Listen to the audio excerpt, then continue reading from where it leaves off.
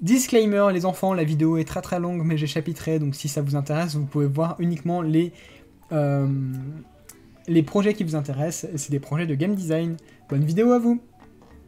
Salut internet et bienvenue pour cette nouvelle vidéo très spéciale tant dans le fond que sur la forme.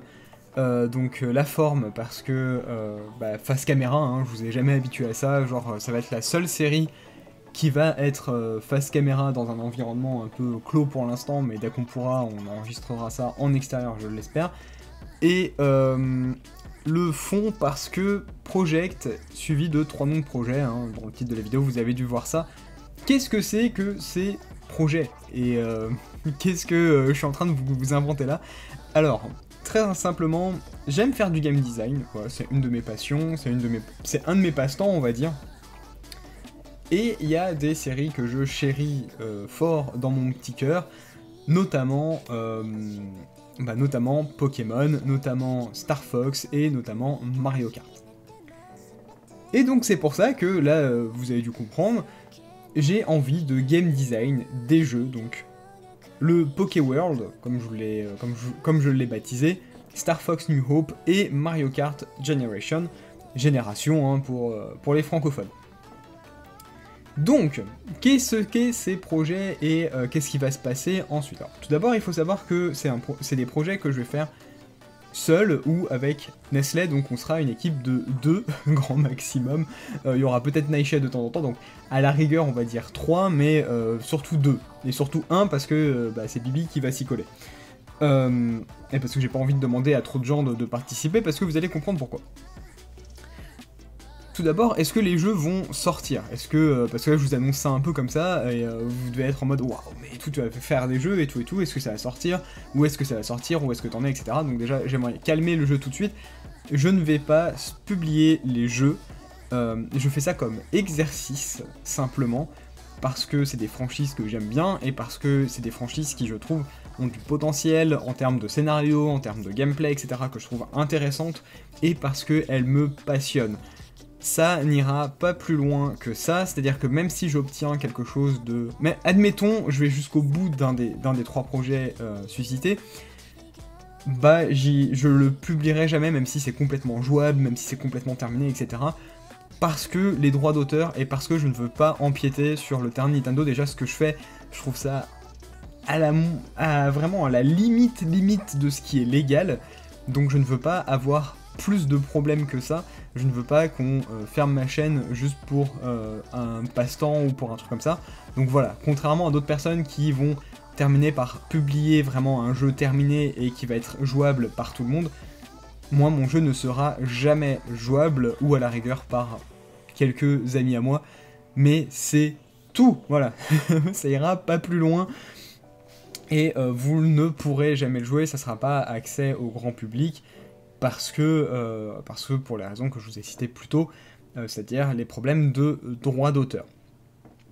Mais cependant, c'est pas une raison pour ne pas vous partager ce que je fais, ce que je produis et comment je le produis, et aussi ça me fait un très bon exercice, moi ici sur la chaîne, parce que c'est du contenu que je fais comme ça sur mon temps libre, et en même temps ça permet de générer des vidéos ici, donc ça vous êtes content en fait, vous avez du contenu, et en plus de ça, moi je suis content parce que je vous partage des trucs qui me passionnent, etc.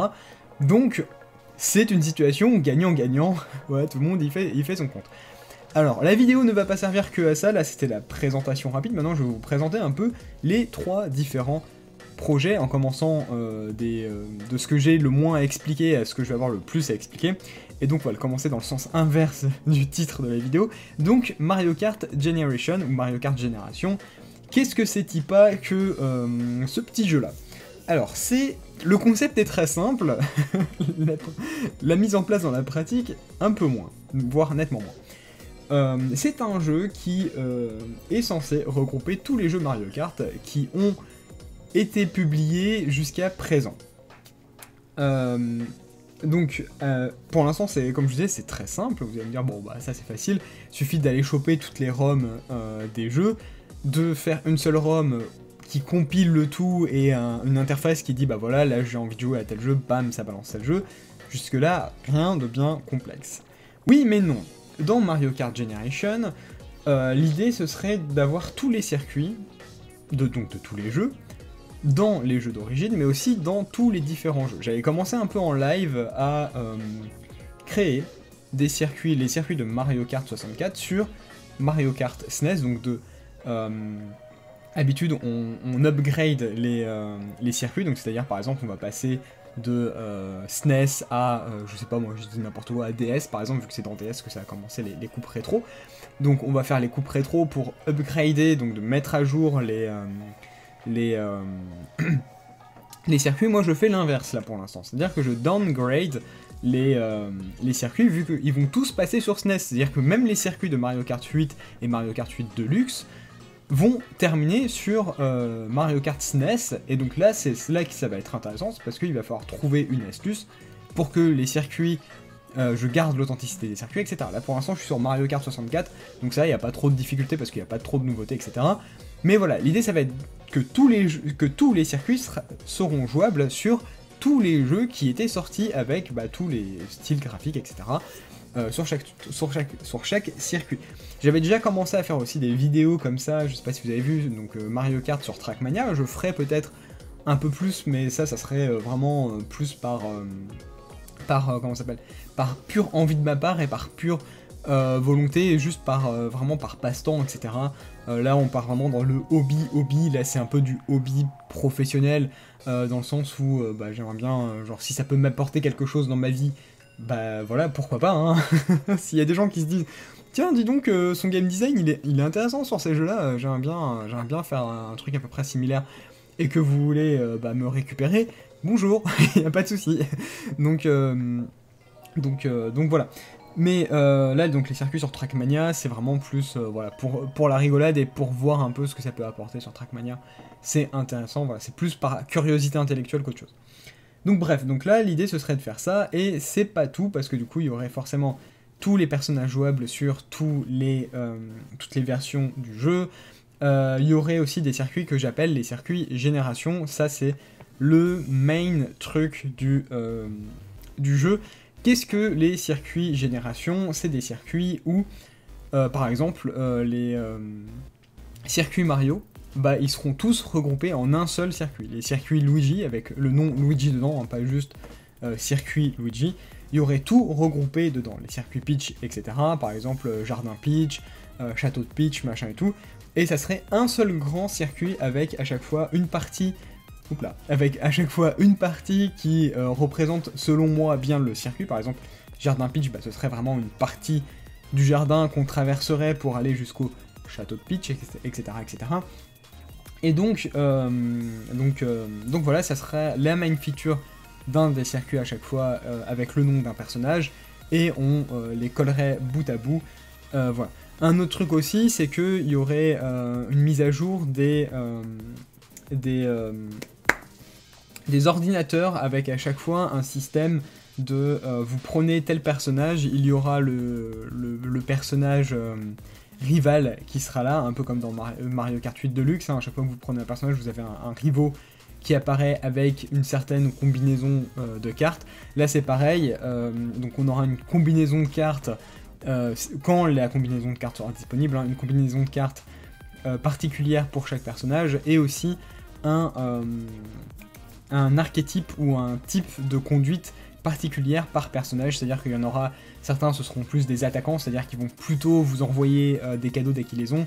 Il y en a, ça sera plutôt des défenseurs, c'est-à-dire qu'ils vont plutôt garder leur objet en défense le plus longtemps possible.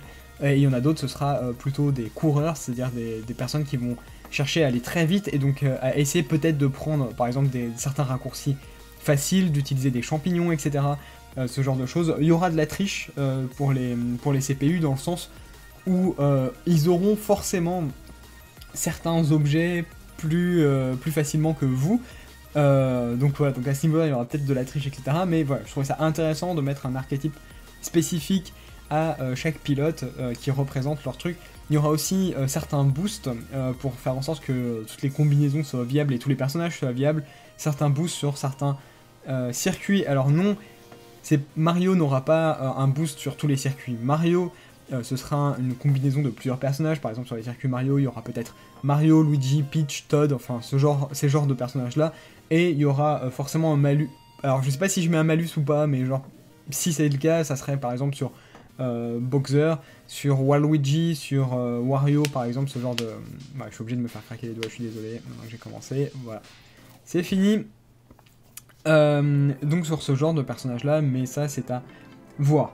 Il y aura bien évidemment tous les objets jouables, on pourra customiser les objets seront là très certainement en fonction des circuits, en fonction des personnages que vous jouez, etc. etc. etc. Il y aura le retour aussi de la possibilité de jouer à deux sur la même carte, comme dans Double Dash, de pouvoir switcher les personnages qui conduisent, etc. avec peut-être des bonus, des malus en fonction du pilote qui conduit, pour accentuer le côté un peu méta. Enfin méta, je mets des guillemets, mais non, absolument pas. Le côté méta et le côté aussi méta, mais tout est jouable. C'est-à-dire qu'il va y avoir presque une méta par circuit. Donc voilà, pour être en mode, on encourage la diversité, et on encourage aussi à ne pas avoir un seul truc vraiment jouable, comme ce que veut, pour garder l'esprit Nintendo, en fait, du truc. Donc ça c'est pour Mario Kart Generation, c'est ce dont j'avais le moins à parler. Maintenant on va parler de Star Fox New Hope, parce que là ça commence à être un peu plus... En vrai je pense que c'est à peu près pareil, maintenant que j'y pense, voire peut-être moins en fait. Je pensais que Mario Kart Generation j'allais juste... voilà, pas trop détaillé, mais au final j'ai pas mal de choses à raconter. Star Fox New Hope. Alors, le projet, il faut que je vous raconte ça. Le projet à la base... c'était de faire une histoire qui reprenait la suite de Star Fox Command, parce que je trouve ça très dommage d'avoir fait Star Fox Zero sur Wii U. Pourquoi je trouve ça dommage? Parce que en fait, on reprend donc la série de Zero, on reprend l'histoire à Zero, et ça fait un peu comme Pokémon et la première génération, ça boucle. Et au bout d'un moment, bah... juste la guerre dans Light Wars, on la connaît, on l'a vu, on sait, Andros, machin et tout. Ok, on a déjà vu tout ça, on connaît, c'est du vu, c'est du revu. Ok, vous avez rajouté des trucs, vous avez modifié des trucs, mais sincèrement, c'est la même histoire. Et en plus de ça, il y a des trucs que je trouve... Alors, il y a des parties qui sont intéressantes, attention, je dénigre pas complètement le jeu. Je trouve qu'il y a des choses qui sont intéressantes, mais il y a trop de trucs qui sont qui ont pas l'air terribles. Alors, j'ai jamais joué au jeu. Mais ça a vraiment pas l'air vraiment bien, genre mécaniquement parlant, en termes de gameplay, ça a vraiment l'air d'être au schnapps, donc c'est pas cool. En plus de ça, on avait des histoires dans Star Fox Command qui sont là, qui sont présentes.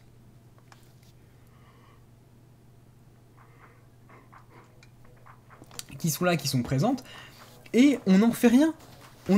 Alors que, bah, je sais pas, on aurait pu reprendre, on aurait pu continuer pour avancer. Moi, j'aurais aimé savoir ce qui se passe et tout et tout. Il y a eu plein de choses vraiment intéressantes, et on aurait pu faire quelque chose de vachement mieux que Star Fox Zero. On aurait pu produire quelque chose de 100 fois mieux que Star Fox Zero, mais ça n'a pas été fait. Et donc, de cette frustration-là est commencée une histoire, et de cette histoire a commencé un gameplay. Alors, quelle est cette histoire ? Déjà, il va falloir savoir que... déjà, il va falloir savoir. Genre, la phrase qui n'a aucun sens. Il faut savoir que dans Star Fox Command, déjà, vous avez 9 fins. Alors, j'ai pas repris les 9 fins, j'ai juste sélectionné les fins qui m'intéressaient, je les ai un peu mélangées, on va dire, et j'en ai fait quelque chose qui me plaisait moi, personnellement. D'intéressant. Il faut aussi que vous sachiez que j'ai repris de Star Fox Light Wars, ou Star Fox 64 comme ça a été noté aux États-Unis, mais si vous êtes en France et en Europe, je crois c'est Light Wars, le nom du jeu, sinon pour tous les autres pays c'est Star Fox 64, sauf pour nous. Donc voilà, donc j'ai repris de Star Fox 64 jusqu'à Star Fox Command, et tout ça, ça me fait ma base de lore. Voilà, donc en gros, Fox a perdu son père pendant la guerre de Light, trahi par Pigma, c'est Peppy qui va lui annoncer ça. Ensuite, il y a la guerre Light qui se déroule comme on la connaît avec les 3 embranchements, facile, moyen, difficile. Ensuite, on a eu, alors je sais plus dans quel ordre c'est, mais il y a eu, on va dire, Assault en premier, avec, oui, Assault en premier, pardon. Non, pas Assault en premier, Adventure en premier. Adventure en premier, avec Crystal, Dinosaur Planet, etc. Ça, tout ça, ça va être canon. Ensuite, on a Assault avec les Aparoïdes, Pigma qui revient, Pigma infesté, etc. La guerre des Aparoïdes. Puis ensuite, à nouveau, une nouvelle guerre dans le système Light avec les... Mince, j'ai oublié leur nom. Avec les petits poissons, là. Donc les poissons qui sont en fait les enfants... Enfin, les enfants. Dans le sens où ils ont été créés par Andros, et donc du coup, ils veulent venger leur père. Et donc ils veulent reprendre le contrôle de Light, et là il se passe plusieurs choses, et moi j'ai repris les fins joyeuses, parce que comme je vous disais, il y a 9 fins, donc je vais pas vous spoiler les fins, même si bon, le jeu date d'il y a longtemps, donc voilà, mais encore une fois, donc juste pour être clair avec cette excuse-là, je le répéterai dans d'autres vidéos je pense, mais je déteste l'excuse de oui, les jeux sont sortis il y a longtemps. Si vous venez de naître, genre, qu'ils soient sortis il y a longtemps ou pas, si tant que vous les avez pas fait, pour vous, ça compte pareil, quoi. Donc, je vois pas pourquoi on devrait gâcher le plaisir des gens qui n'ont pas joué au jeu. Donc bref, je vais pas vous spoiler les autres fins. J'ai sorti donc l'excuse de oui, même si les jeux sont sortis il y a longtemps, et donc je viens de vous dire que c'était pas une excuse parce que ça dépend, enfin chacun son trajet de vie et chacun son temps de vie. Bref, donc parmi les 9 fins, il y a une fin où Crystal et Fox terminent ensemble parce que leur couple s'est séparé, voilà, blablabla, elle sort avec Panthère, oulala. Ça crée des problèmes, mais en fait elle est toujours amoureuse de Fox, etc., etc. Bref, c'est un peu les feux de l'amour. Donc, Crystal s'est remise avec Fox, ils ont des enfants, et ils vivent heureux, blablabla, et le fils de Fox va reprendre la troupe de Star Fox avec les enfants de chaque personnage, et donc on a l'enfant de Falco et Kat il me semble. On a aussi quelques filles qui étaient jeunes, genre la fille de Sleepy, et on a aussi la fille de Peppy, voilà, bon bref, on a des nouveautés. Donc moi j'ai pas repris ce truc-là, j'ai repris juste le fait que Crystal et Fox terminent ensemble parce que voilà, la fin classique, ils ont battu les Anglars, voilà, c'est les Anglars, ils ont battu les Anglars et donc ils ont sauvé le système Light et ils vont prendre leur retraite sur Dinosaur Planet. Le parti pris du jeu, ça va être assez sombre parce que c'est une fin joyeuse, mais pas vraiment. Genre, il se la coule douce sur Dinosaur Planet, la planète mère, on va dire, de Crystal. Alors, je sais plus vraiment si c'est sa planète mère, mais il me semble pas, en fait. Hein. Il me semble que sa planète mère a été détruite, et donc elle va sur Dinosaur Planet en mode « il faut que je les sauve parce que l'histoire va se répéter ». Et j'appelle quelqu'un à la rescousse, et c'est Fox qui a eu le message. Donc bref. Je vais pas trop m'attarder là-dessus parce que l'histoire est en cours d'écriture, donc je vous en parlerai plus longuement dans les autres vidéos. D'ailleurs, je vous sors ça comme ça si jamais j'oublie, mais du coup, là, je fais une grosse vidéo avec les 3 projets, mais après, il y aura une vidéo project par projet. Donc, c'est-à-dire, vous aurez une vidéo project, une série project Mario Kart Generation, une série project Star Fox New Hope et une série project Pokéworld, pardon. Ou Pokémon World, on s'en fout pour l'instant les noms des jeux.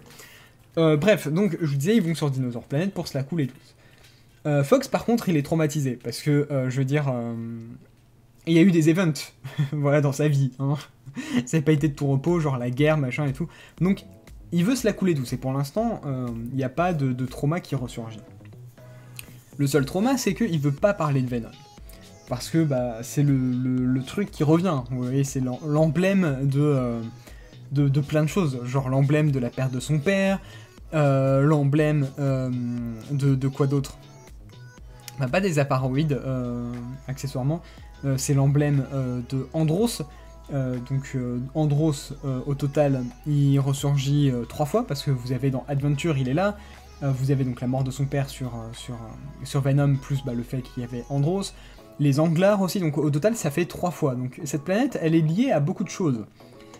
C'est très dur psychologiquement pour une personne d'assimiler tout ça, et même si Fox est un leader, etc., on peut pas dire qu'il soit vraiment affecté. Et dans Star Fox Command, il a cette partie plus sensible. Alors il y a des gens qui aiment moins ça, mais voilà. Là j'ai envie de montrer les effets de la guerre, et d'être en mode, voilà, c'est un vieux soldat, et donc, comme vieux soldat, il a les syndromes post-traumatiques de l'armée.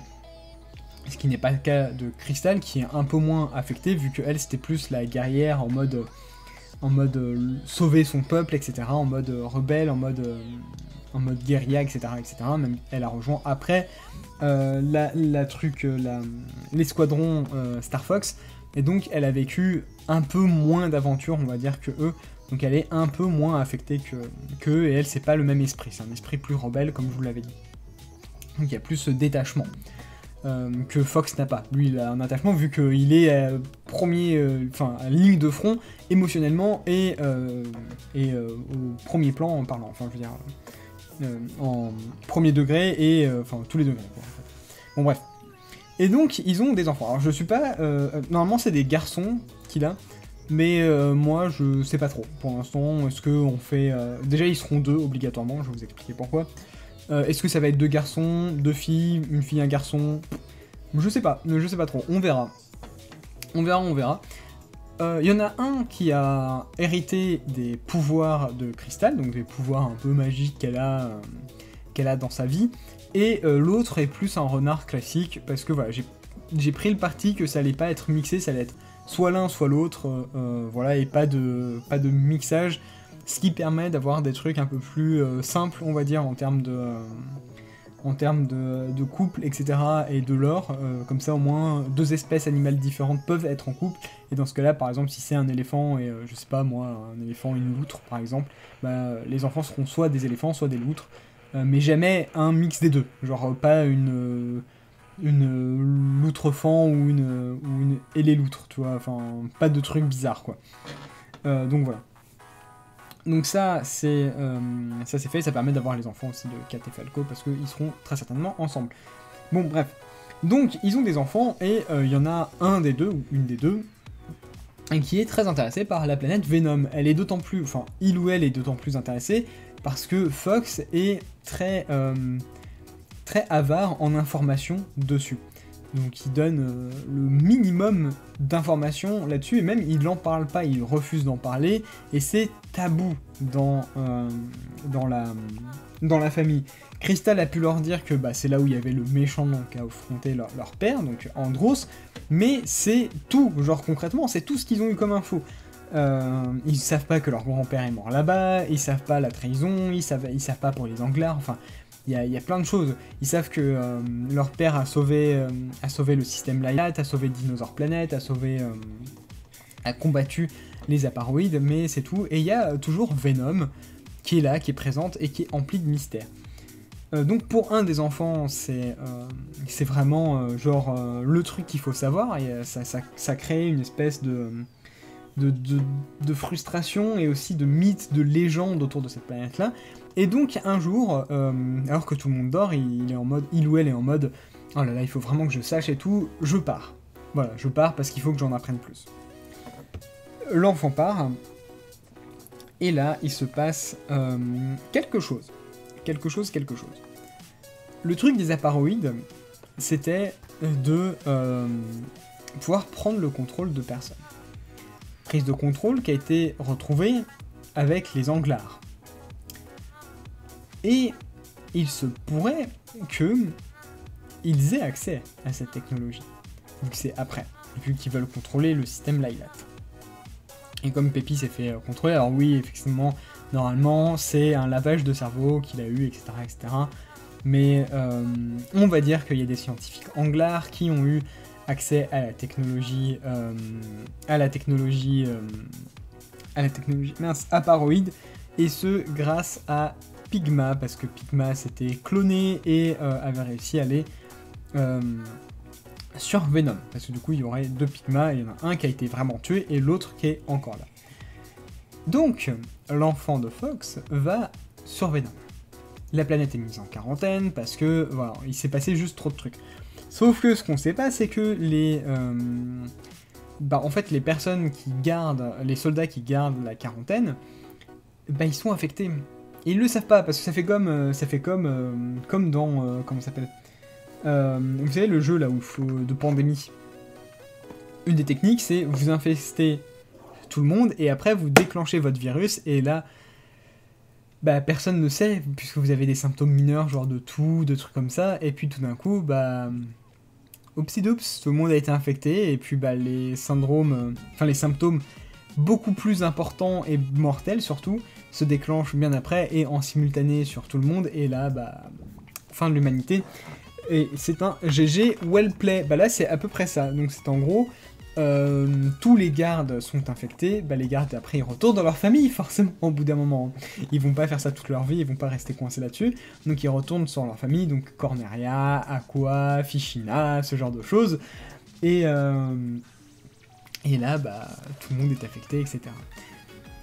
L'enfant de Fox et Crystal arrive là-bas, se fait infecter, et donc là bah c'est le pompon, parce que, surtout pour Pigma, parce qu'il est en mode, bah yes, ma revanche, je peux la prendre, et en plus de ça, grâce à un des enfants de Fox, et donc il se dit que c'est le bon moment pour déclencher tout, donc là, clac, déclenchement de tout de tous les symptômes, et donc tout le monde est contrôlé, et là c'est la guerre, pas sur l'Highlight, mais sur un nouveau système, donc Dinosaur Planet font partie. Crystal le ressent dans la nuit, elle se dit il y a quelque chose qui ne va pas.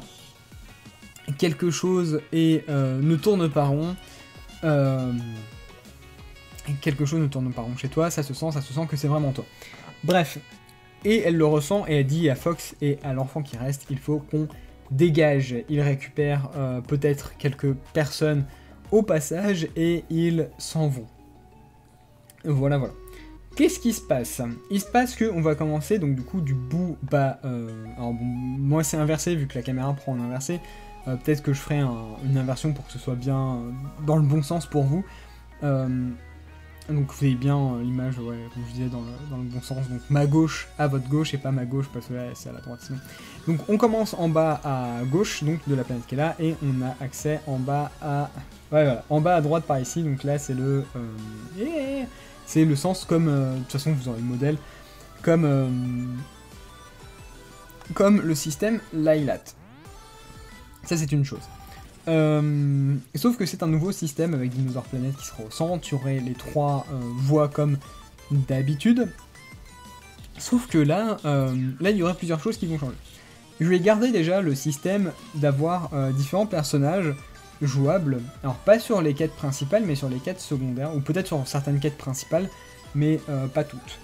Et je vous avais déjà parlé de ça de Star Fox New Hope dans une des vidéos où j'avais dit un bon jeu Star Fox, en fait, il faudrait que ça reprenne les codes un peu de Mass Effect, avec un système de dialogue et de route dialogue, etc. Pourquoi? Parce que c'est la suite logique de Star Fox Command, en fait. En termes de gameplay, dans Star Fox Command, vous avez des choix, etc. Et en fonction des dialogues, il y a différentes choses. Vous pouvez vous lier d'amitié avec certains personnages, vous pouvez créer des romances, etc. Bah là, ça va être exactement la même chose, c'est-à-dire que je vais faire ça, il va y avoir une route dialogue, va peut-être y avoir... comment ça s'appelle vous savez, les 2 choix, rouge et bleu, je sais plus ce que c'est pas compassion, mais voilà, pour les joueurs de Mass Effect, très certainement vous me corrigerez en commentaire, ou très certainement que je l'aurais mis en bandeau en bas pour vous dire bah c'était ça et tout. Bon bref, mais grosso modo, il y aurait ces 2 choix-là, vous pourrez avoir différentes fins, et vous aurez bien évidemment, comme sur Star Fox 64, le choix, une route difficile, une route moyenne et une route facile, et bien évidemment, vous visiterez pas les mêmes planètes, et surtout ça sera pas le même scénario, parce que vous aurez 3 fins. À la base, c'était ça l'idée, c'est 3 fins pour le premier système, et après sur le système Light, vous aurez à nouveau 3 fins. Donc au total, vous aurez 6 possibilités de fins. Je trouve que c'est suffisant pour un jeu. Donc voilà. Je vais aussi mettre un côté un peu plus RPG, dans le sens où vous aurez des quêtes secondaires.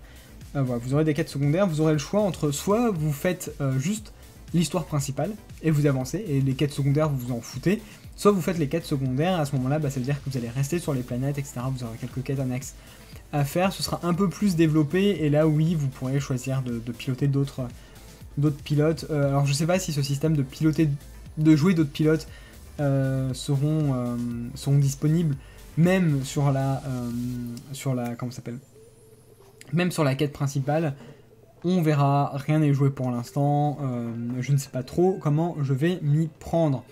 C'est en réflexion. Cependant, vous pourrez jouer différents vaisseaux disponibles. Vous aurez les différents Arwing, l'Arwing de base, c'est-à-dire l'Arwing 1, qui est l'Arwing de Star Fox 64, de Star Fox 0 et de...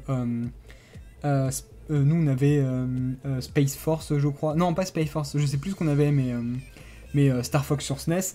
Bref, c'est cette Arwing là qu'on peut contrôler. On a l'Arwing 2 de Star Fox Command, on a le Neo Arwing de Star Fox Assault, on a l'Arwing, donc pas l'Arwing 1 de Star Fox 64, mais l'Arwing, c'est-à-dire l'Arwing originel, enfin oui, original, en fait, qui est joué dans Star Fox Assault. C'est un très très vieux modèle. Et vous avez l'Arwing 2 de Star Fox Command, et ça je crois que je l'ai déjà dit. Et je crois qu'on a fait le tour des jeux, voilà. Vous avez aussi tous les Arwing, par exemple le Cloud Runner de Crystal, le vaisseau de Falco, j'ai oublié le nom, le vaisseau de Sleepy. Vous avez aussi le vaisseau de la flotte cornérienne. Vous avez différents vaisseaux, par exemple, que je vais faire pour différentes flottes aussi, Fichina, machin et tout. Vous avez le Wolfen, aussi utilisé par Star Wolf. Pourquoi utilisé par Star Wolf? Parce que Wolf aussi, lui, il a pas pris sa retraite, c'est toujours un mercenaire, sauf qu'il a senti que ça puait niveau système Light. Donc du coup, il a fait en sorte de faire des missions ailleurs, et il a bien vu, parce qu'après, quand c'était la merde, il est parti donc essayer de contacter Fox, parce qu'il était en mode Fox, you are our only hope. Oui, mon accent anglais est pété, vous êtes notre seul espoir, Star Fox, grosso modo. Donc il est parti chercher Fox, et aussi qu'y a-t-il qui reviennent, puisque comme je disais, hein, j'ai repris tout ce qui était canon de Star Fox 64, et donc on n'a pas Star Fox 2 de SNES, mais les personnages ont l'air vraiment cool de Star Fox 2 de SNES, donc du coup ils sont là, mais ils font partie de l'armée cornérienne avec Bill, et c'est des petites nouvelles qui sont formées par Bill qui se fait un peu vieux maintenant, hein, vu qu'il a à peu près le même âge que Fox. Et donc du coup elles arrivent en mode alerte, elles n'étaient pas affectées parce que voilà, un coup de chance on va dire, hein, il y a forcément des gens qui sont pas affectés, et donc voilà, elle a trouvé, elles ont réussi à s'échapper de ça. Il y a aussi... non, il n'y a pas d'autres personnages.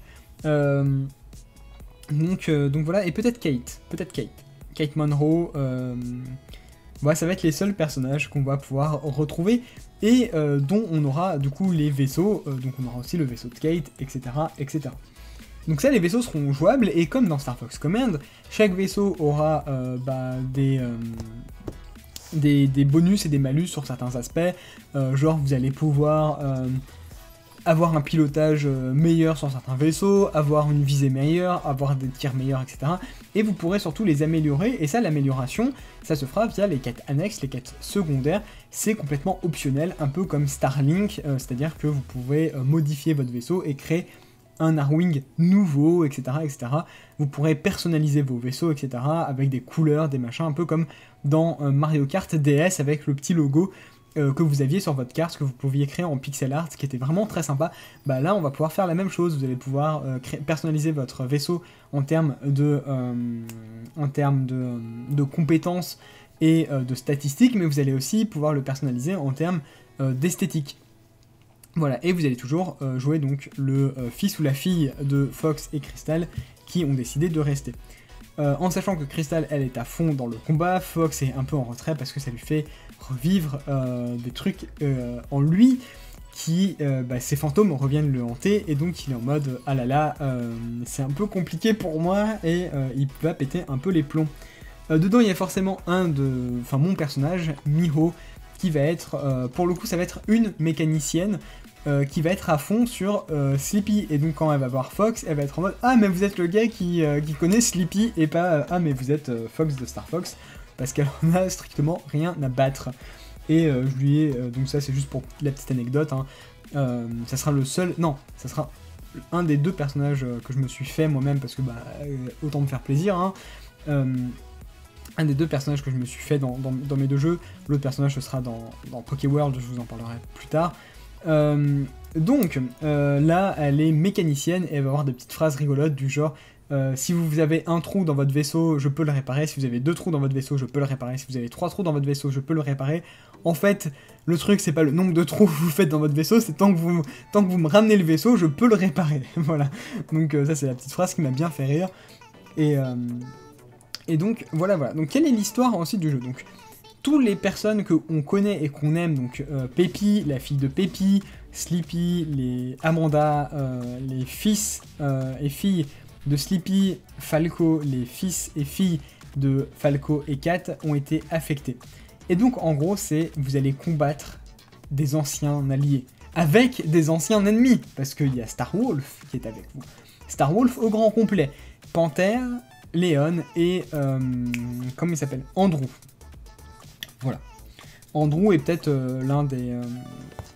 le personnage là dans Command, donc j'ai oublié le nom, qui reprend Venom potentiellement dans une des fins et qui devient le nouveau méchant, bah lui aussi est forcément dans Starwolf. Voilà. Et donc ça c'est fait. Et qu'est-ce que je voulais dire de plus? Donc oui, vous avez les anciens ennemis qui viennent vous épauler et des têtes un peu familières si vous avez joué à Star Fox 2 qui viennent vous aider, donc Miyu et Faye, il me semble, les noms, si je dis pas de bêtises, qui viennent vous aider. Et Bill, potentiellement. Ouais, et Kate, voilà. C'est les seuls anciens alliés que vous avez. Le jeu sera jouable en multijoueur, complètement, genre jusqu'à 4 joueurs peuvent jouer en simultané, en ligne et en comment ça s'appelle, en ligne et en local. Pourquoi en ligne et en local? Parce que bah, j'aimerais bien, c'est un des jeux que j'aimerais bien mener à terme, et si je le mène à terme, et si j'ai pas de problème avec Nintendo, s'il vous plaît Nintendo, je ne vais pas le publier, il ne sera pas public le jeu, personne ne pourra y jouer sauf moi et quelques amis triés sur le volet, genre c'est un total de 3 à 4 personnes, donc s'il vous plaît ne faites rien contre moi. Donc bref, si il est jouable, et ben on vous fera très certainement un let's play avec Thomas où on vous montrera quelques parties du jeu avec Thomas. Et comme on n'habite pas à côté et que ce sera difficile de jouer en coop local, bah forcément il y aura du en ligne. Voilà. Donc jusqu'à 4 joueurs, et là à ce moment-là, oui, on pourra jouer n'importe quel personnage. Enfin en tout cas, les autres personnes qui viennent vous rejoindre pourront jouer d'autres personnages, ils auront d'autres personnages. Donc voilà. Ça c'était pour Star Fox New Hope. Et New Hope, pourquoi? Parce qu'à la fin, c'est l'un des enfants de Fox qui va prendre le relais déjà de l'escadron Star Fox et qui va sauver Light. Et il y aura peut-être les enfants de Wolf, ou peut-être on ne sait pas, hein, d'autres personnages qui à la base étaient dans l'équipe adverse, qui maintenant font partie de l'équipe alliée. En nouveau personnage, il y a un scientifique corbeau qui est là et qui est débloqué n'importe quand en fait dans l'histoire. Il est débloqué dès le début ou à la toute fin, et en gros lui il va permettre soit de guérir les personnes qui sont affectées si vous faites la route difficile, ou vous dire que en fait c'est fichu, il va falloir juste les tuer parce que c'est le seul moyen, et ça c'est si vous prenez la route facile, et donc du coup vous avez la mauvaise fin, la fin où vous tuez du coup le méchant, et donc ça se détermine, à la base dans le jeu ça se détermine à la fin du premier secteur. Vous avez aussi un écureuil qui est une tête brûlée, qui reprend un peu l'archétype de Falco, qui ne suit pas trop les ordres, etc., que vous pouvez voir mourir si vous vous y prenez mal, parce que notamment il adore écouter de la musique à fond, et à un moment donné on lui enlève son casque, et vous pouvez décider de lui redonner ou de lui garder, et en fonction de ce choix-là, il va mourir ou vivre. Et là je viens de me rendre compte que je viens de vous spoil, mais c'est pas très grave, parce que de toute façon vous ne jouerez jamais au jeu. Donc ça. Et ensuite il y a une requin femelle qui est en fauteuil roulant et qui a une grosse sulfateuse qui à la base est une arme pour les vaisseaux et qui est sur Fichina et qui dégomme tout au sol et qui va vous servir de tourelle si vous prenez la fin difficile du deuxième truc. Du deuxième système, donc le système Lylat. Sur le premier système, comme je disais, ça détermine si vous pouvez sauver ou non les personnes comment ça s'appelle, des aparoïdes, donc de l'affection aparoïde. Et ensuite, sur le dans la deuxième route, dans le deuxième système, pardon, le système Lylat, si vous faites en facile, vous allez tuer juste l'enfant, enfin donc du coup votre frère ou votre sœur, donc le deuxième enfant de Fox et Crystal, qui a été, vous savez, contrôlé par les trucs, et ça va s'arrêter. Bien évidemment, vous n'avez pas le vrai boss de fin, et si vous prenez la route difficile, vous avez donc le vrai boss de fin, et donc soit vous tuez ou vous sauvez comment ça s'appelle, votre frère ou votre sœur, et ensuite vous avez affaire à Pigma, le vrai boss de fin.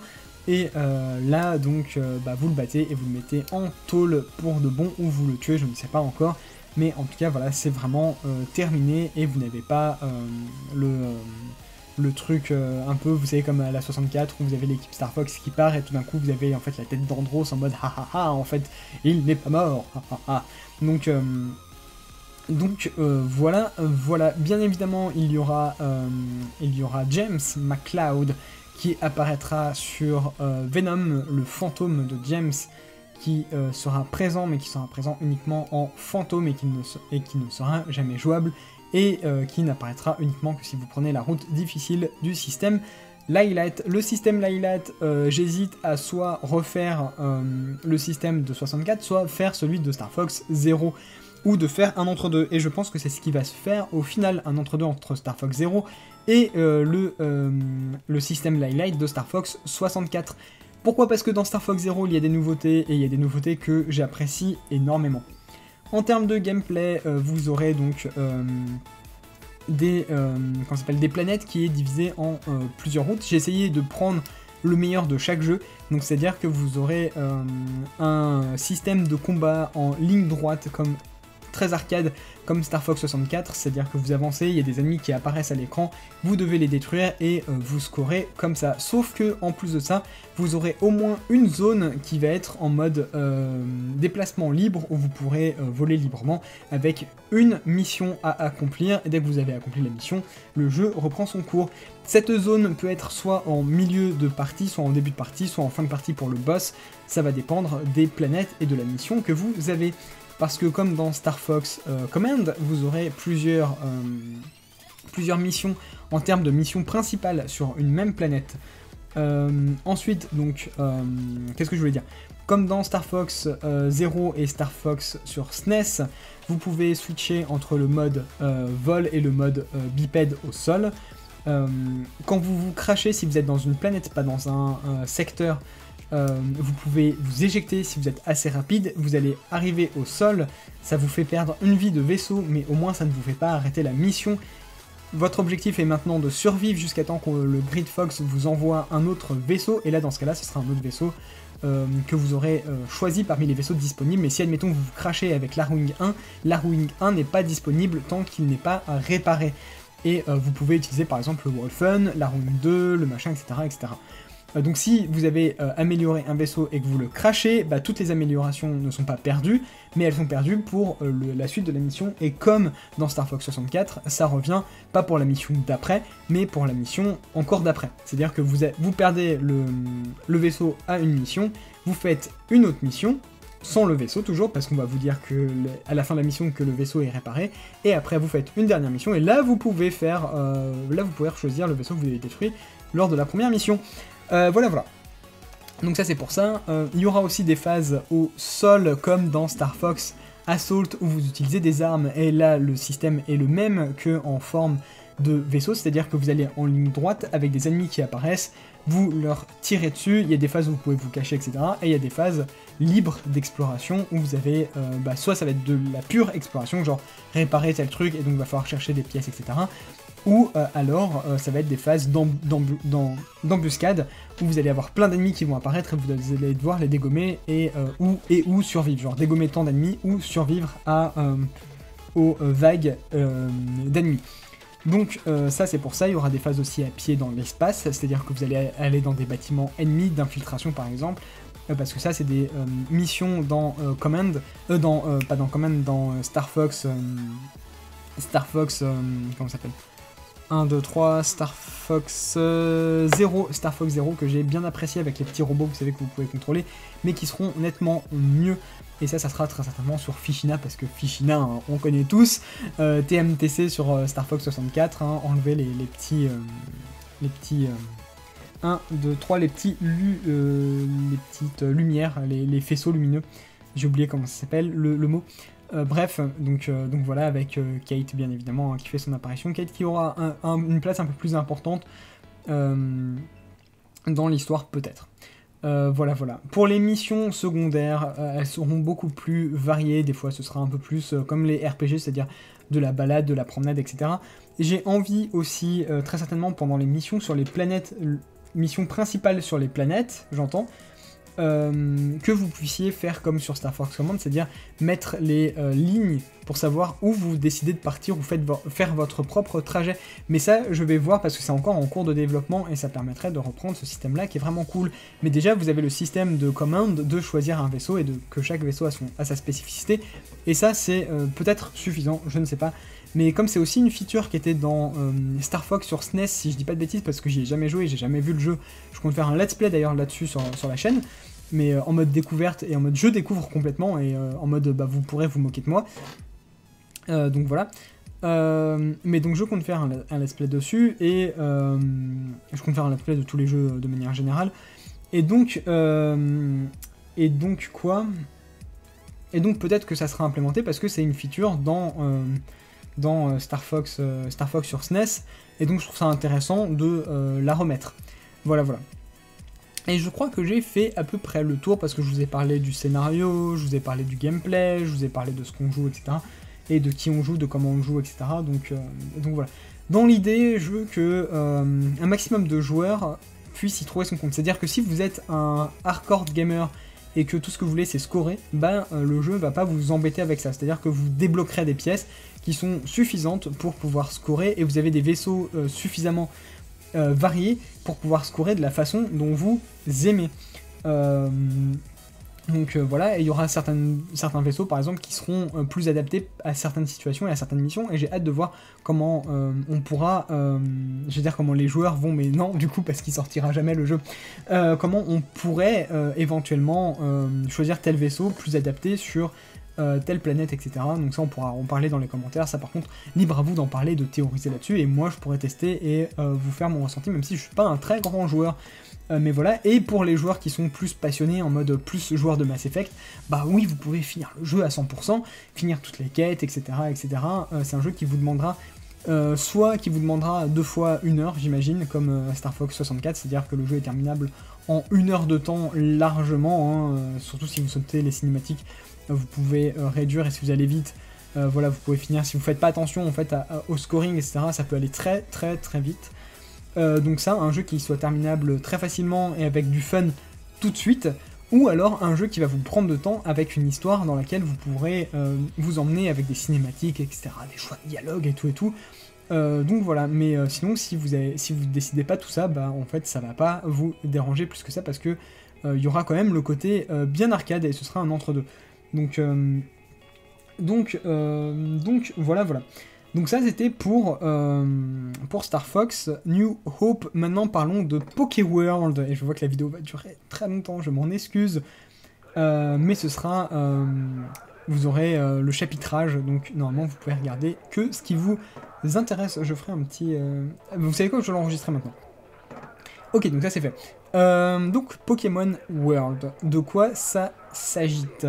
Pokémon World, comme Mario Kart Generation, c'est un jeu Pokémon qui regroupe tous les jeux Pokémon en un seul... du coup j'ai le stylo, en un seul jeu. Voilà. Du coup il n'y a qu'un. Il y a en un seul jeu. Voilà. En un seul jeu. Le joueur va pouvoir choisir plusieurs choses quand on commence. Il va pouvoir choisir sa région d'origine. Région d'origine, c'est-à-dire qu'on va avoir un archétype de visage. Parce qu'on va pouvoir personnaliser son personnage dès le début, comme dans Pokémon Écarlate et Violet. Ensuite, vous allez pouvoir jouer la région de départ, choisir la région de départ. C'est-à-dire, c'est la région dans laquelle vous allez commencer votre aventure. En fonction de la région, là vous allez vous rendre compte que au niveau de l'arborescence scénaristique, c'est juste malade. C'est vraiment juste malade. Je suis un grand fou à ce niveau-là. Donc, au niveau... Je vais me décaler un peu... Non, de l'autre côté. Hop, je vais me décaler un peu pour être bien droit. Voilà. Au niveau de l'arborescence, comme je vous disais, c'est juste malade. Parce qu'en fonction de la région par laquelle vous allez commencer, l'histoire ne sera pas la même. Déjà, rien que ça. Donc ça veut dire que là, vous avez 9 histoires, parce qu'il y aura jusqu'à Écarlate et Violet, parce que je suis un malade. Donc vous avez 9 histoires possibles. 9 histoires possibles. Mais c'est pas tout.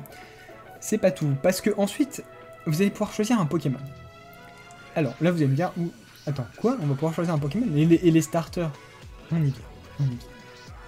Vous allez choisir un Pokémon. Le Pokémon que vous allez pouvoir choisir n'est pas un Pokémon ni fabuleux, ni légendaire. Évidemment. C'est un Pokémon à son premier stade d'évolution, s'il a un premier stade d'évolution, ou un Pokémon qui n'a pas d'évolution.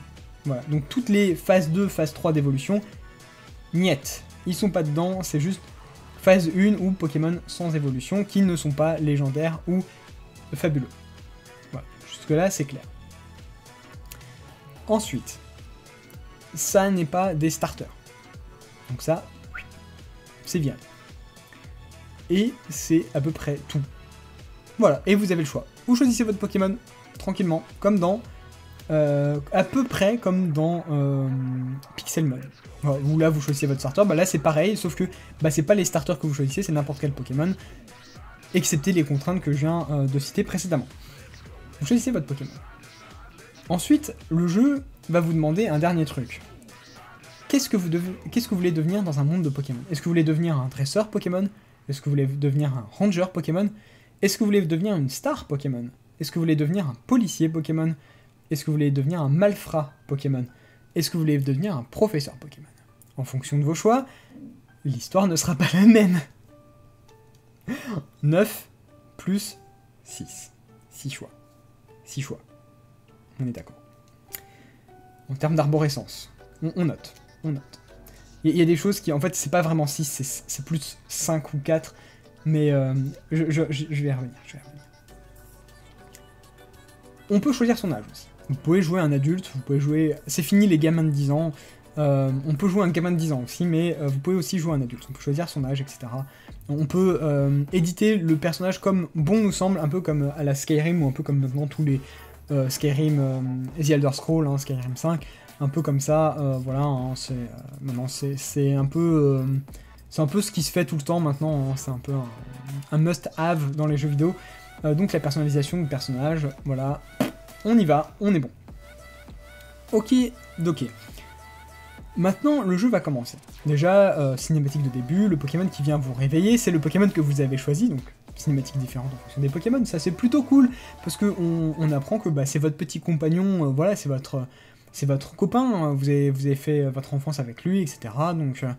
Donc voilà, bon, il est que niveau 5 parce que voilà, hein, en termes de gameplay, on peut pas faire autrement, hein, je vais pas vous filer un Pokémon niveau 30 dès le début et affronter des Pokémon niveau 5 dans la nature, c'est juste débile. Donc voilà, et là, vous apprenez que vous avez fini X trucs, en fonction de votre âge, ça va varier, donc si vous avez choisi par exemple un adulte, bah voilà, si vous avez choisi par exemple un adulte qui veut devenir un dresseur Pokémon, bah tiens, boum, c'est le début du défi des arènes, hein, le fameux défi des arènes, et vous allez pouvoir gagner de l'argent là-dessus, donc vous allez pouvoir très certainement faire ça, mais pour faire le défi des arènes, il faut un Pokémon homologué par la Ligue, et qui est en charge d'homologuer les Pokémon par la Ligue? C'est le professeur de la région. Et bah, coup de chance, ça commence, le défi des arènes, ça commence dans certaines villes de base, parce que vous allez aussi pouvoir choisir votre ville de départ, je pense, donc dans certaines villes de base, et après vous allez pouvoir faire les arènes dans l'ordre de votre choix, je vais y revenir. Donc admettons que vous avez choisi dresseur, on va faire ça parce que ça va être plus simple, et après je vais revenir sur les autres choix, mais là pour l'instant on fait le choix que tout le monde comprend et qui est le choix de base dans les jeux Pokémon, donc vous êtes dresseur de Pokémon et vous faites le défi des arènes. Génial, vous allez voir le professeur de la région, et là il va vous dire, bah écoute, j'ai 4 choix à te faire, à te proposer. Je vais vous expliquer pourquoi. En fait, 3 choix et un choix caché. J'ai 3 choix à te proposer. Tu peux choisir un des starters de la région, donc plante, feu, eau. Oui, plante, feu, eau, comme d'habitude. Ça change pas. Et là, vous allez pouvoir dire, what about my Pokémon? J'ai envie de faire l'aventure avec mon Pokémon que j'ai choisi. Et là, le professeur, il va vous regarder, il va faire, ah bon, t'as ramené un Pokémon. Bah écoute, on peut le voir, je vais le diagnostiquer, on va voir son niveau, son machin, et on va voir s'il passe pour faire le défi des arènes. Coup de chance, il est niveau 5, bah c'est cool, il est homologué pour faire le défi des arènes. Donc vous pouvez choisir entre les 3 starters ou votre Pokémon de départ. Ce n'est pas tout, il y a un 5e choix caché. Donc si vous ne choisissez personne des 3 starters et que vous relancez le dialogue avec le professeur, vous pouvez choisir le Pokémon que vous allez choisir. Si vous relancez le dialogue avec le professeur et que vous n'avez pas choisi l'un des 4 Pokémon, il va vous proposer le Pikachu clone de la région et vous allez pouvoir faire le jeu avec le Pika-clone de la région. Je ne rigole pas.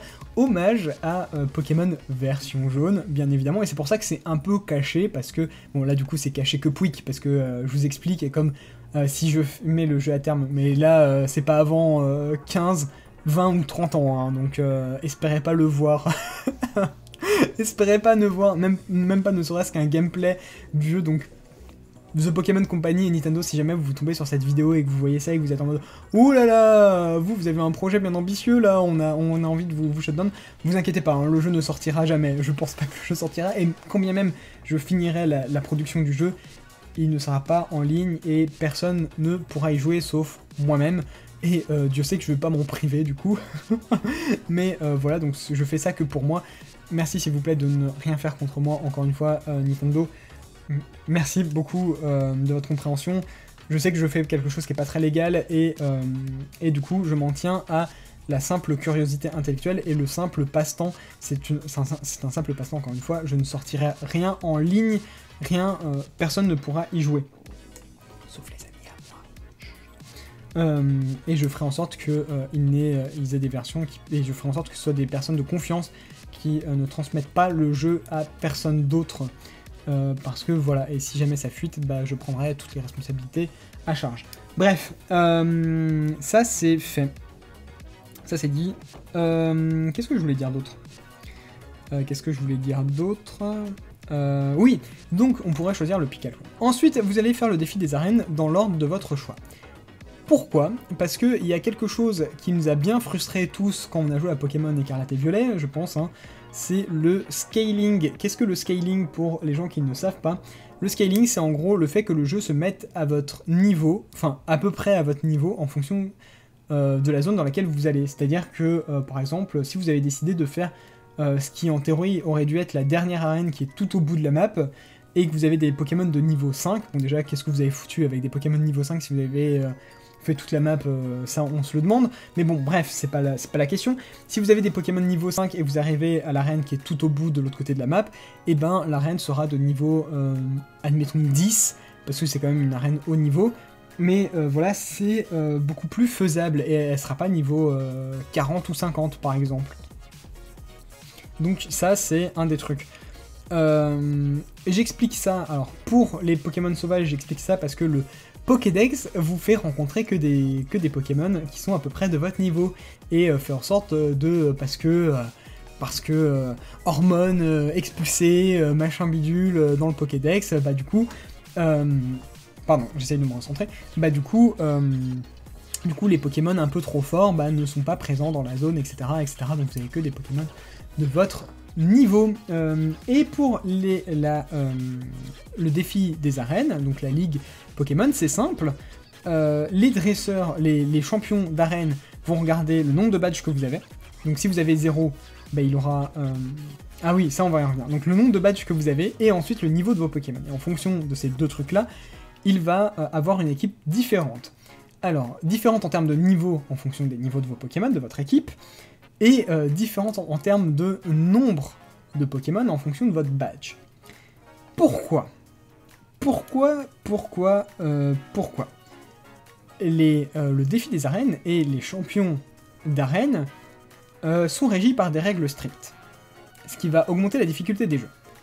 Tout d'abord, vous avez le même nombre de Pokémon que votre adversaire, et donc c'est à vous de les sélectionner avant d'entrer en jeu. Donc ça déjà vous partez avec un gros avantage, c'est-à-dire que je vous laisse pas dans la merde en mode ah bah trop tard, fallait choisir que tel Pokémon. Donc voilà. Donc, on vous laisse refaire votre équipe en entrée. Et ensuite, donc, on regarde le nombre de badges pour savoir combien de Pokémon le champion va choisir. Si vous avez 0 ou 1 badge, il aura un Pokémon. Si vous avez entre 2 et 3 badges, il aura 2 Pokémon. Entre 4 et 5 badges, il aura 3 Pokémon. Entre... attendez, j'ai fait 0, 1, 2, 3, 4, 5... C'est ça? Non, ouais, 0, 1, c'est 1. Je me suis perdu. En gros, à la fin... Attendez, on va le faire en reverse, à l'envers. Donc, le maître de la ligue, il a 6 Pokémon. Donc ce sera un combat 6 contre 6. Le conseil 4, les 4 membres du conseil 4 auront 5 Pokémon. Si vous avez entre 8 et 7 badges, ce sera un combat entre 4 Pokémon. 8 et 7. Entre 6 et 5, ce sera 3 Pokémon. 6 et 5. Entre 4 et 3, ce sera 2 Pokémon. Et entre 2 et 1, voilà, ce sera 1 Pokémon. Voilà. Enfin, bon, du coup, bah, 0 aussi. Donc ce sera un seul Pokémon. Donc voilà, donc vous ferez 2 champions d'arène avec un Pokémon. Et après, au moment où vous avez passé la barre du deuxième badge, du coup, enfin, une fois que vous avez atteint votre deuxième badge, bah, là, vous aurez des combats à 3 Pokémon. Sur 2 arènes. Et à chaque fois, c'est ça. C'est de 2 en 2, et donc ça fait... Bah, 1 pour les 2 premières, 2 pour les 2 suivantes, donc 4, 5, 6, 7, 8, ouais voilà. Et après, le conseil 4, et après, bah, le champion, la maître de ligue. Voilà. Donc ça, c'est pour ça. Ensuite, le jeu aura... Ah oui, au tout début de l'aventure, vous allez pouvoir aussi choisir la difficulté. Vous allez pouvoir choisir la difficulté facile, c'est-à-dire que bah, c'est comme les jeux classiques, c'est-à-dire que vous allez jouer en mode bah voilà, Pokémon du chaos, pas de limite en termes de capture, etc. En mode normal, qui est un mode un peu plus compliqué dans le sens où vous avez des chaos et vous avez des morts aussi. C'est-à-dire que si ça fait 2 fois la barre de points de vie de votre Pokémon est considéré comme mort. Le poison continue de faire effet même après... même en sortant, c'est-à-dire que c'est plus comme dans les nouveaux jeux, c'est-à-dire comme dans la version facile où bah, si tant que vous combattez pas, bah, il est pas empoisonné. Là, le poison continue de faire effet, la brûlure aussi, donc faut faire attention. Le niveau en règle générale est un peu plus complexe, c'est-à-dire que les dresseurs et les champions vont avoir une façon de jouer qui va être un peu plus strat. Alors, un tout petit peu plus, hein. Alors que dans la version facile, ils vont juste attendre que leur Pokémon tombe KO comme dans les jeux Pokémon classiques. Et enfin, une version Nuzlocke, où là, on reprend le terme les trucs de base, c'est-à-dire que vous avez un KO et une deuxième barre de points de vie pour la mort. Alors pourquoi j'ai choisi ça? Parce que, en fait, en termes de défi des arènes, on peut pas... Enfin, c'est débile de dire que le champion a tué votre Pokémon, parce que bah, c'est le défi des arènes, enfin ils sont pas censés tuer vos monstres, enfin je veux dire c'est cruel. Donc du coup oui, il y a des accidents qui peuvent arriver, genre si ça fait 2 barres de KO, bah là ils seront en mode désolé, tu vois, en mode bah là c'est vraiment pas fait exprès du tout, mais voilà, en règle générale, si vous avez vos 6 Pokémon KO, le combat est terminé et vos Pokémon sont safe. Voilà. En revanche, vous avez le droit qu'à une seule capture par zone. Et là, le jeu vous dira et vous interdira de capturer plus. Et vous aurez aussi, comment dire, un accès limité au centre Pokémon, un accès... les personnages que vous rencontrerez joueront de manière stratégique. Vous ne pourrez pas envoyer plus de Pokémon que l'adversaire. Pour tous les combats, vous serez en mode... vous n'aurez plus le choix du mode de combat, c'est-à-dire que vous serez forcément obligé de switch, et il vous dira pas tel dresseur envoie tel Pokémon, est-ce que vous voulez changer? Genre ça, il n'y aura plus. Ce sera en défini et pas en choix, en termes de trucs Pokémon. Les potions, etc. auront des stocks limités. Donc Donc voilà, vous pourrez peut-être pas soigner un Pokémon en combat, enfin je sais pas, mais en tout cas ce sera difficile et peut-être qu'il y aura un autre mode de difficulté, en mode Nuzlocke Hard par exemple, où là il y aura peut-être des trucs qui iront là-dessus, et pour le Nuzlocke ce sera un peu plus tranquille. Donc voilà, mais ça c'est en cours de débat. Mais du coup vous avez 3 ou 4 façons de jouer au jeu, 3 ou 4 niveaux de difficulté. Ensuite, très rapidement, vous pouvez faire le défi des arènes, mais vous pouvez devenir une star Pokémon. Alors, qu'est-ce qu'une star Pokémon?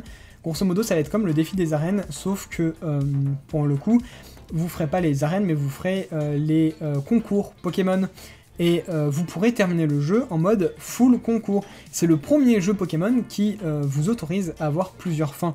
C'est-à-dire que si vous décidez d'être prof Pokémon, vous aurez une autre fin et vous aurez un autre gameplay. C'est pas la même chose. Si vous décidez d'être ranger Pokémon, vous aurez une autre fin et un autre gameplay. Si vous décidez d'être policier ou d'être mafieux, enfin méchant Pokémon, on va dire, je sais plus ce que j'avais dit, mais en gros vous aurez une autre fin. Alors là c'est les deux trucs où ça se recoupe, parce qu'en fait vous pouvez changer de l'un à l'autre au cours de l'histoire, parce qu'en fait la police combat du coup la team de la version de la région dans laquelle vous êtes, et si vous décidez d'être de la team, faire partie de la team de la région dans laquelle vous êtes, vous allez être en conflit avec la police. Donc du coup il y a un truc, et vous pouvez très bien partir de l'un à l'autre en mode voilà, je suis policier, je vais faire par exemple, je démarrer policier, aller en mode infiltration dans la team et en fait changer de camp et trahir la police, ou inversement, c'est-à-dire faire partie de là, infiltrer la police et en fait trahir, ou alors justement faire double jeu et être en mode je joue le jeu et j'infiltre vraiment la police pour la team, ou j'infiltre vraiment la team pour la police. Donc voilà, et aussi inversement, genre commencer oui j'ai fait tout le truc. Ok, donc ça c'est fait, et donc vous aurez une autre fin différente. Donc voilà, donc ça c'est le premier jeu, et aussi du coup notez que c'est le premier jeu où vous pouvez jouer dans la team, être les méchants, et ça c'est pas rien, c'est pas rien. Comme je disais, il y a une histoire qui est différente en fonction de la région par laquelle vous commencez, donc voilà, donc ça veut dire que vous avez 9 fins fois 4, et dépendamment de si vous choisissez tel ou tel truc. Il y aura du coup des concours dans toutes les régions, ça va être uniformisé à ce niveau-là. Et un autre truc, ce sera un open world. Voilà. Du coup, pour les zones, ce sera découpé en zones distinctes pour faire le Nuzlocke et avoir un Pokémon de zone.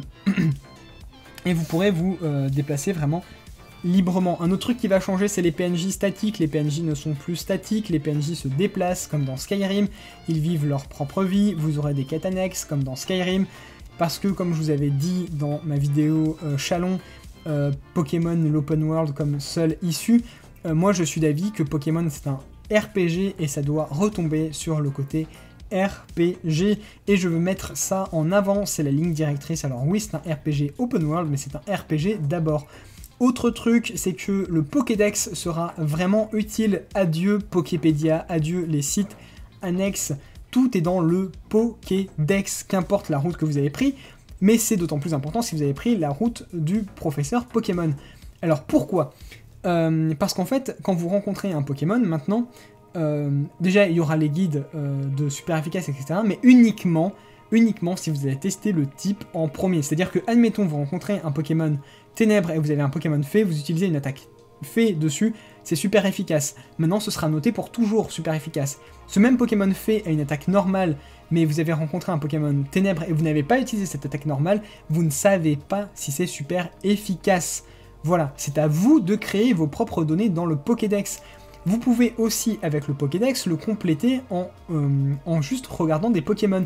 Genre, vous rencontrez un Pokémon, vous le voyez à l'extérieur, que ce soit un Pokémon possédé par un PNJ, que ce soit un Pokémon dans un centre Pokémon, que ce soit un Pokémon dans la nature, qu'importe le Pokémon, une fois que vous l'avez rencontré, la fiche Pokédex est créée et vous avez au moins le nom et le Pokémon. Vous n'avez peut-être pas son type, mais voilà, vous pouvez aussi avoir des infos via les PNJ, c'est-à-dire que lorsque vous parlerez des PNJ, vous allez avoir des infos vraies ou des infos fausses aussi, parce qu'en fonction de la ville, des fois peut-être que le Onix de la région c'est le dieu de la montagne, et là vous allez être en mode waouh, le dieu de la montagne, c'est Regirock, et là vous allez y aller et vous allez voir que c'est tout simplement juste un Onix de merde, et là du coup vous allez dire bon vous allez avoir une page dans le Pokédex, ça va dire pour telle personne de telle ville, Onix est considéré comme le dieu de la montagne. Et voilà, et ça va être une des légendes liées à Onyx. Mais voilà, il y a des informations qui vont être fausses du coup. Et ça va être intéressant. Vous allez pouvoir aussi noter les attaques qu'il va apprendre dans le Pokédex uniquement si vous avez vu le Pokémon apprendre l'attaque. Et donc là, c'est à vous de savoir comment, etc. Autre chose, les Pokémon auront plusieurs façons d'évoluer, les amis. Plusieurs façons d'évoluer. C'est fini maintenant le temps où on fait juste que XP. Et c'est fini le temps où on cherche. Je veux que chercher les méthodes d'évolution des Pokémon soit un jeu.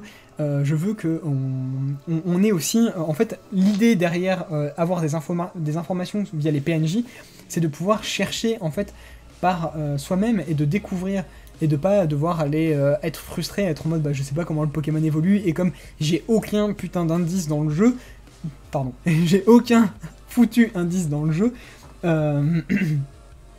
bah du coup je suis obligé d'aller regarder la page Poképédia de ce jeu parce que le jeu n'est pas fichu de me donner les indices. Bah là si, vous aurez les indices, et vous saurez que par exemple un Pyroli ça peut évoluer avec la pierre feu, mais ça peut évoluer aussi si votre Evoli gagne un niveau dans un volcan, par exemple dans une zone chaude. Oh, tiens, parlons des Evoli, parce que justement cette différente méthode d'évolution, je l'ai eu grâce à Evoli. Evoli, vous pourrez le rencontrer dans la nature, vous pourrez le rencontrer aussi avec ses formes évoluées. Et ça va faire une transition vers la dernière partie que j'ai pour vous, les dernières infos croustillantes. Donc Evoli peut être rencontré dans la nature sur sa forme de base ou sur sa forme évoluée. Il vit en clan en fonction de la forme évoluée, c'est-à-dire que vous avez plein de petits Evoli qui suivent un ou deux leaders, un peu comme des troupes de loups, c'est-à-dire que vous avez le couple alpha et ensuite vous avez à peu près les dominés. Bon, c'est un peu moins violent que chez les loups, mais l'idée est à peu près la même. Et donc en gros, les clans peuvent plus ou moins s'entendre entre eux.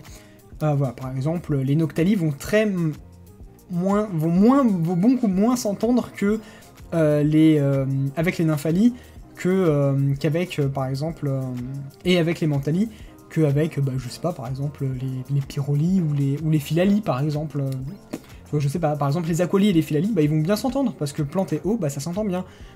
Par contre, avec les Pyroli, les Philali ils vont moins s'entendre. Vous voyez, ils ont moins de facilité à s'entendre. Les Nymphali, ils vont s'entendre un peu avec tout le monde en fait. Voilà, c'est un peu les bisounours en quelque sorte. Les Voltali et les Pyroli, ils sont très sauvages, vous voyez, ils attaquent tout le monde. Et à vue, genre, que ce soit des Evoli ou n'importe qui, en fait, ils attaquent tout le monde. Voilà.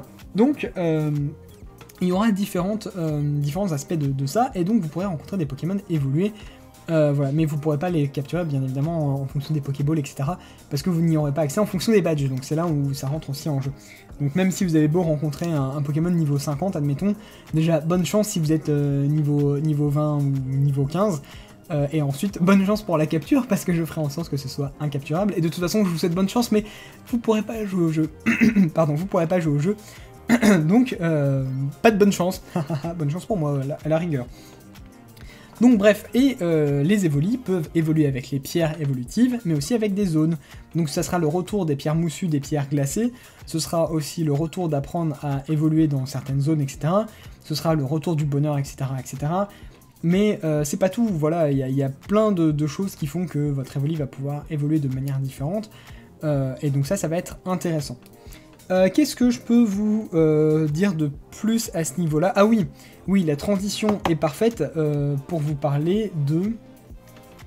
Ah bah mince, j'ai oublié. La transition était parfaite pourtant. Donc ça, et oui, chaque Pokémon... Ah oui, voilà. Donc comme les PNJ vont être en mouvement cette fois-ci, ils vont vivre leur vie, les Pokémon aussi vont vivre leur vie. Un peu comme dans Écarlate et Violet et dans Legend Arceus. Ils vont avoir leur vie et ils vont pouvoir se battre entre eux. Je ferai en sorte aussi que les Shiny fassent cling-ling quand vous les repérez pour les Daltoniens, parce que Nintendo n'a pas pensé aux Daltoniens dans les Écarlate et Violet, n'est-ce pas Nintendo? Je suis Daltonien, j'ai dû louper plein de Shiny et j'ai vraiment la rage, parce qu'il y a des Shiny que je peux pas voir. Je vois pas le violet, je vois pas le pourpre par exemple. Mais ça, personne n'y pense. Donc du coup, oui, c'est plus compliqué pour les personnes qui n'ont pas ce problème-là. C'est impossible pour les Daltoniens Nintendo. C'est impossible pour les Daltoniens Nintendo. Merci. Est-ce qu'on peut prendre ça en compte pour les prochains jeux? Merci. Donc du coup, voilà. Donc du coup, voilà. Donc les Shiny feront gling gling. et chaque Pokémon aura une façon d'agir. Façon d'agir qui sera aussi déterminée par la nature, donc c'est-à-dire que des fois, par exemple, s'il est bizarre de nature, il va se comporter bizarrement, enfin, c'est-à-dire pas comme il est censé se comporter normalement, enfin, s'il n'était pas bizarre de nature, quoi. Donc voilà, donc ça, et les Pokémon pourront se battre entre eux, pourront vous attaquer, ça dépendra des Pokémon, etc. Comme Legend Arceus. Comme Legend Arceus, c'est le retour du craft, vous pourrez crafter vos Pokéballs, vous pourrez crafter vos potions, vous pourrez crafter vos soins de manière générale. Votre personnage pourra évoluer, il aura un truc d'évolution, c'est-à-dire que vous pourrez escalader à la main, vous pourrez nager, etc. Bien évidemment, il sera nettement moins rapide et nettement moins efficace que les Pokémon, et ce sera toujours mieux de pouvoir utiliser les Pokémon comme monture. Je dis utiliser les Pokémon comme monture parce que c'est le retour des Pokémontures avec une nouvelle feature qui, je pense, va vous plaire. Vous pouvez monter n'importe quel Pokémon, je ne rigole pas. La seule condition, c'est la taille du Pokémon. La taille et l'habilité à pouvoir aller dans une zone. Par exemple, si vous montez un Chevroom au beau milieu d'un volcan, le Chevroom, il va pas aimer. Il va vraiment pas aimer. Si vous montez un Ponyta au milieu d'une zone enneigée, il va pas aimer. Il va vraiment pas aimer. Chevroom, Ponyta, ça va être des Pokémon à peu près similaires, qui vont être utiles dans des plaines ou dans des volcans, par exemple pour Ponyta, ou au bord de l'eau par exemple pour Chevroom, et ils vont pouvoir monter par exemple escalader plus facilement.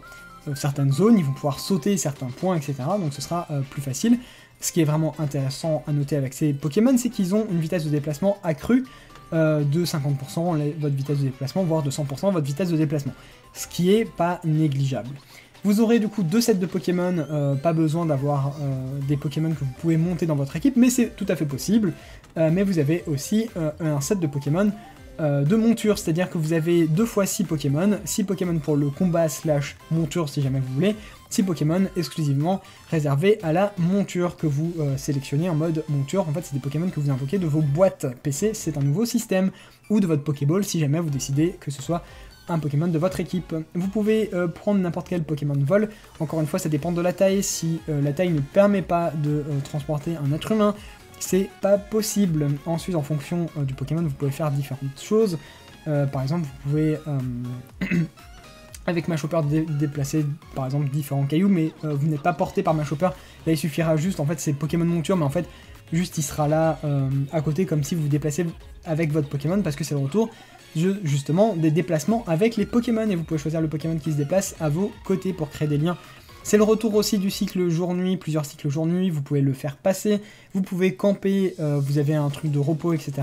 Un peu à la Skyrim, parce que vous pouvez être fatigué. Et donc pour finir avec les Pokémon monture, pour le vol notamment, ce sera un vol à la Pokémon Ruby Omega Saphir Alpha, comme avec Méga Latios ou Méga Latias, c'est-à-dire que vous vous déplacerez en haut et vous verrez la map à peu près en bas mais en moins bien, et vous pourrez lancer des combats en l'air. Qu'est-ce que je voulais dire d'autre? Fini les capacités du coup secrètes à devoir farmer et à les mettre sur un Pokémon. Là c'est vous-même qui choisissez les Pokémon pour faire différentes actions. Ensuite, qu'est-ce que je voulais dire de plus? Donc ça, il y avait...